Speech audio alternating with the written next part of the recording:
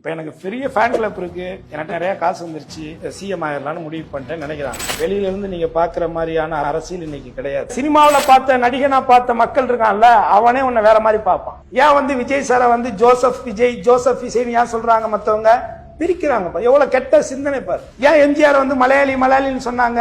எம்ஜிஆர் அரசியலுக்கு வந்தாரு, ஜெயிச்சிட்டாரு, சிஎம் ஆயிட்டாரு, 10 வருஷம் ஆயிடுச்சுன்ற மட்டும்தான் எல்லாரும் பாக்குறாங்க.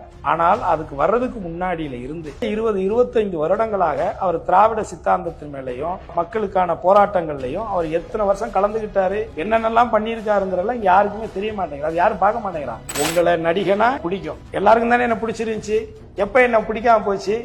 நான் என்னைக்கு சொன்னனோ அன்னையில இருந்து என்ன பாதி பேருக்கு பிடிக்காம போச்சு. அப்ப என்ன இருக்கு உனக்கிட்ட?